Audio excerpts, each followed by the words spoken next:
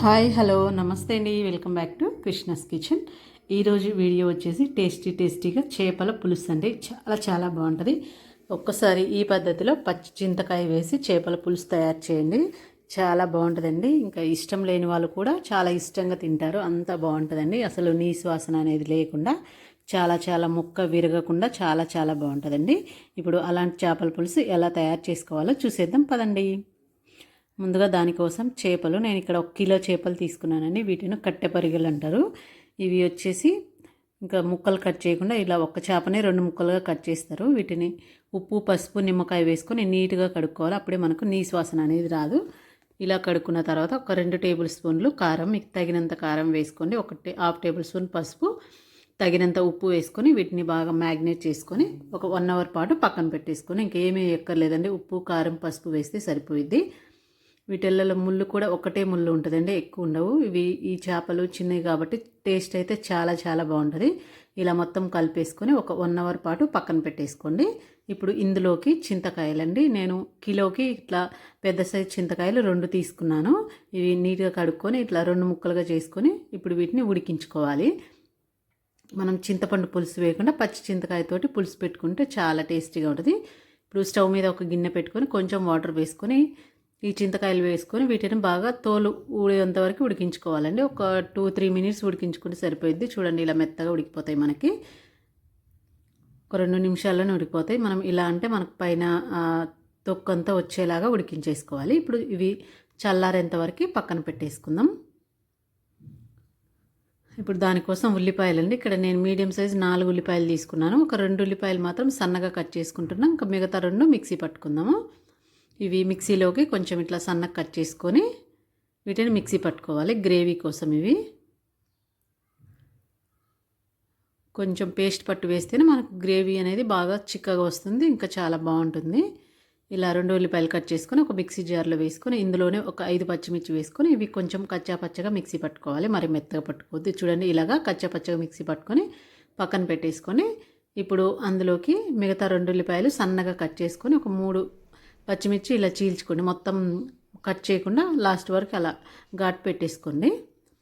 ఇవి కూడా పక్కన పెట్టుకొని ఇప్పుడు స్టవ్ మీద ఒక వెడల్పాటి గిన్నె పెట్టుకొని 3 లేదా 4 గరిటెలు ఆయిల్ వేసుకొని, నేను వేసుకునే దాంట్లో గిన్నె అయితే మాత్రము వెడల్పుగా ఉండాలంటే మనకు అప్పుడే చేపలు ఒకదాని మీద ఒకటి పడకుండా నీట్గా ఉంటాయి. ఇప్పుడు దాంట్లో ఒక 1/2 టేబుల్ స్పూను జీలకర్ర వేసుకొని అది కొంచెం ఫ్రై అయిన తర్వాత మనం కట్ చేసి పెట్టుకున్న పచ్చిమిర్చి, ఉల్లిపాయలు వేసేసుకోవాలి. ఇవి చక్కగా మంచి కలర్ వచ్చేంత వరకు ఫ్రై చేసుకోవాలి. పచ్చి చింతకాయతో అయితే టేస్ట్ అయితే చాలా చాలా బాగుందండి, సూపర్గా ఉంది. చూడండి, ఇవి ఉల్లిపాయలు మంచి కలర్ మారాలి. చూడండి, ఇలా కలర్ మారేంత వరకు వేయించుకోవాలి. ఇప్పుడు ఇలా ఫ్రై చేసుకున్న తర్వాత ఇందులో 1 టేబుల్ స్పూను అల్లం వెల్లుల్లి పేస్ట్ వేసుకొని అది కూడా పచ్చివాసన పోయేంత వరకు ఫ్రై చేసేసుకోవాలి. అల్లం వెల్లుల్లి పేస్ట్ మంచి ఫ్రెష్ది వేసుకోండి, అప్పటికప్పుడు దంచి వేసుకుంటే ఇంకా చాలా బాగుంటుందండి. మనకు స్టోర్ చేసింది కాకుండా బయట కొన్నది కాకుండా అది కూడా చక్కగా ఫ్రై అయిపోయిన తర్వాత ఇప్పుడు మనం ముందుగా పేస్ట్ పట్టి పెట్టుకున్న ఉల్లిపాయలు, పచ్చిమిర్చి వేసేసుకోవాలి. వేసేసుకొని ఆ ఉల్లిపాయలు ఉన్నంత నీరంతా పోయి మొత్తం ఫ్రై అయిపోయి మనకు ఆయిల్ బయటకు వచ్చేంత వరకు ఫ్రై చేసుకోవాలండి. ఉల్లిపాయలలో ఏదైతే నీరు ఉంటుందో అదంతా పోయి నూనెలో ఫ్రై అయిపోయి ఇలా ఆయిల్ అంతా బయటకు వచ్చేంత వరకు ఫ్రై చేసేసుకోవాలి. ఇలా ఫ్రై చేసుకున్న తర్వాత ముందుగా మనం కలిపి పెట్టుకున్న ఈ చేపలు ఇందులో వేసేసుకోవాలండి. వేసుకొని ఒకసారి బాగా కలుపుకోండి. ఇంకా ఇప్పుడే కలుపుకోవాలండి, ఇంకా మళ్ళీ మనం తర్వాత కలిపామంటే మనకు విరిగిపోతుంది ముక్క. స్టార్టింగ్లోనే మొత్తం ఉల్లిపాయల పేస్ట్, ఉల్లిపాయలు, చేప ముక్కలు అంతా బాగా కలిసేంత వరకు మొత్తం కలిపేసుకోండి. మంట సిమ్లో పెట్టేసుకొని బాగా కలుపుకోండి మొత్తం. ఇప్పుడైతే మనకు ఎంత కలిపినా ఇంకా ఇరగవండి. ఇలా మొత్తం కలిపేసుకొని మొత్తం ఒకదాని మీద ఒకటి లేకుండా మొత్తం విడివిడిగా స్ప్రెడ్ చేసేసుకోండి చేపల ముక్కలన్నీ. ఇలా స్ప్రెడ్ చేసేసుకొని మంట సిమ్లో పెట్టుకొని మూత పెట్టేసుకొని ఒక 5 నిమిషాల పాటు బాగా ఫ్రై చేసుకోవాలి. ఇలా ఫ్రై అయ్యేలోపు మనం చింతకాయలు ఉడికించి పెట్టుకున్నాం కదా, దీన్ని తొక్క తీసేసుకొని పులుసు తీసుకుందాం. ఈ సైజ్ అయితే 2 సరిపోతాయండి. మీరు ఒకవేళ పులుపు ఎక్కువ కావాలి అనుకున్న వాళ్ళు ఇంకొకటి యాడ్ చేసుకోండి. నాకైతే కరెక్ట్గా మరి పుల్లగా లేకుండా పులుపు తక్కువ లేకుండా కరెక్ట్గా సరిపోయింది. కొంచెం పులుపు ఎక్కువ తినేవాళ్ళు ఉంటే ఇంకొక చింతకాయ యాడ్ చేసుకోవచ్చు, లేదంటే కరెక్ట్గా సరిపోయిద్దండి. పెద్ద సైజు చింతకాయలు 2 మొత్తం ఇలా తీసేసుకొని మనం పులుసు అంతా తీసేసుకోవాలి.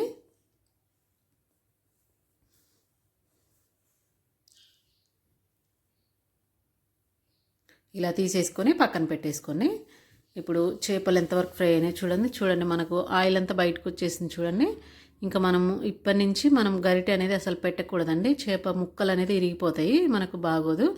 ఇలా తిప్పుకోవడమే, క్లాత్ తోటి దీన్ని తిప్పుకోవాలి చూడండి. ఇంకా మరో 5 నిమిషాలకి మొత్తం దగ్గరికి వచ్చేసినాయి. అప్పటికి ఇప్పటికి చేప ముక్కలంతా ఫ్రై అయిపోయి మనకి దగ్గరికి వచ్చేసినాయి చూడండి. ఇలా వచ్చిన తర్వాత మనం తీసి పెట్టుకున్న పచ్చి చింతకాయ పులుసు వేసేసుకోవాలి.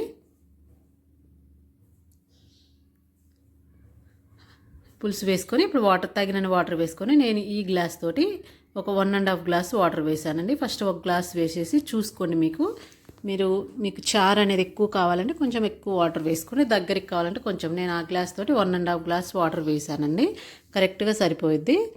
కొంచెం చారుగా తినేవాళ్ళు ఉంటే ఎక్కువ 2 గ్లాసెస్ వేసుకోండి. ఇలా వేసుకున్న తర్వాత ఒక 2 నిమిషాలు ఉడికిన తర్వాత ఇందులో బెండకాయలు ఒక 4-5 బెండకాయలు ఇలా 2 ముక్కలుగా కట్ చేసి వేసుకొని ఇప్పుడు మూత పెట్టుకొని మంట మీడియంగా పెట్టుకొని, మరి లోలో పెట్టొద్దు హైలో పెట్టొద్దండి, మీడియంగా పెట్టుకొని చక్కగా ఉడికించుకొని చూడండి. మనకు వాటర్ అనేది సగం ఉడికిపోయి అక్కడక్కడ ఆయిల్ కూడా బయటకు వచ్చేస్తుంది.